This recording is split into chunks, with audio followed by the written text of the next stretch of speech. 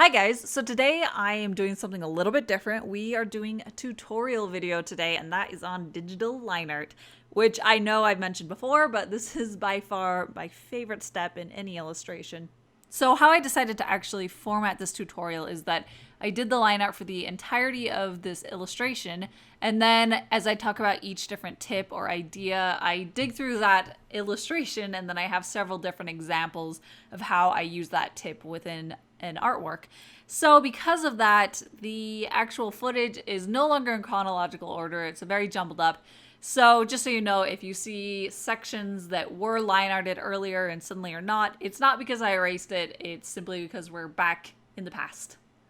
So we can go ahead and get started. So the first thing we're going to talk about is the type of brush. So for me, I like my line art to be very thick and graphic and bold and sharp. So I use a brush that is completely opaque, which means that there's absolutely no transparency whatsoever. And I also have it set to pen pressure. So the harder I press with my pen, the thicker it gets, and the lighter, the thinner it gets. And I actually have this brush up on Dropbox, so I'll include a link for that so you can download it and try out my inking brush, which actually it's not anything special by any means. It's just kind of a typical inking brush. And the benefit to this is that I can really get the thickness exactly the way I want and have a very graceful, smooth stroke when I'm using it with my pen. And while I do have a lot of control over the thick and thin of the actual width of the line, I don't want the pen pressure to have to control all of that. It would be very hard to have a very light, thin line if I start out with a really large brush. So I make sure that the actual size of the brush is about the size of the line width that I want, and then I let the pen pressure just kind of have much more of a subtle shift to it so that it's still hand done looking and it can taper out at the end, but I don't have to have a very delicate hand when I'm drawing something really thin, like if I'm starting with a thick brush. So my next tip is how to deal with your sketch layer.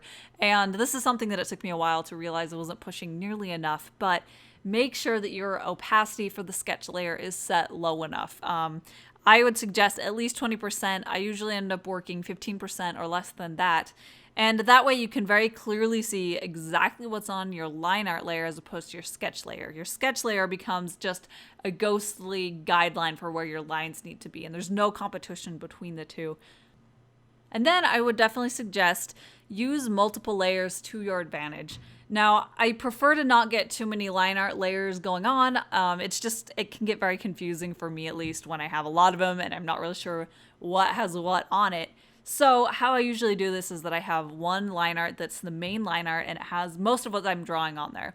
And then when I reach to a point where I need to draw an object that's overlapping another one that I've already drawn, usually it's like the hair, or if I'm drawing an arm that's overlapping part of the body, I've usually already drawn the body to that point. So I create a new layer and I draw that object, and then I can go back to the original layer and erase exactly where those lines are overlaying it.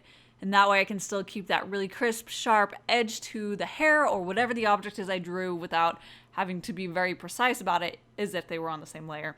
And then I like to merge those two layers down so that I am always really only having one working layer and then one on top that I use when I overlap an object.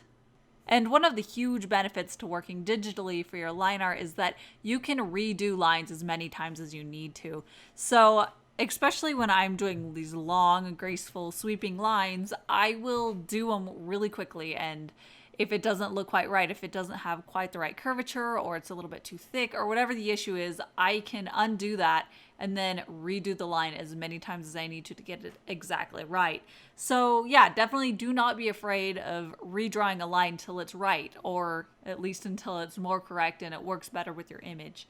So this point is very connected with my last point, particularly for long sweeping lines, and that is draw past where you need the line to end. Do not feel like you need to stop on a pinpoint at where you've already planned it to end. Just keep drawing and then erase the tails. That way you still have a very long, graceful, smooth line throughout the entirety of the line.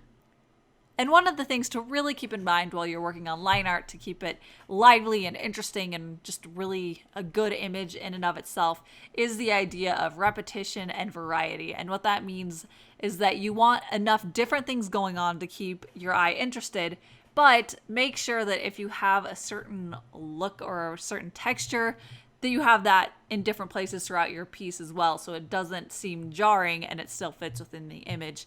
So like for this one, I have these smaller close-up strokes within those feathers on her shoulder, and I have a similar type of line in the horns and then also in the band across her forehead, and that is kind of an example of where it has repetition throughout the image, but it's a very different kind of looking line than you find within her clothing, where it is built over and over again on itself, and it creates kind of a texture. So that's something that I'm always looking for if I see an area like that where I've added these close-up lines in one area, where is somewhere in the elsewhere on my illustration that I can put that in. That also works for line width. So if I have a very thick line in one area, make sure that you put it somewhere else as well. That way that line doesn't look out of place or like it was a mistake and unintended, but that it was actually intended to be there. Plus, variety and line width is extremely important. It just keeps it really interesting and exciting. Plus, it can be used to show depth, where you can show that things are more close up to the camera if they have thicker line art, and if they're farther away, you can go with a lighter, thinner line art. So now that we've seen everything out of order, I decided that I wanted to put everything back in order so you can watch how it looks like when I'm actually creating line art for a picture, and just what sections I work on and how I skip around in the image, and just the actual order that everything happens in. So most of the tips and the points that I ended up talking about here are just really very technical and how to actually create the lines, but not necessarily how to create good looking lines or good looking line art. And that's something that I'm definitely going to expound on in the future. It's the kind of thing that I'm really excited about, is analyzing what makes a good image. So I will be getting to that more in my future videos, particularly the ones that focus on the line art for my illustrations. So definitely stay tuned for those sort of tips in the future.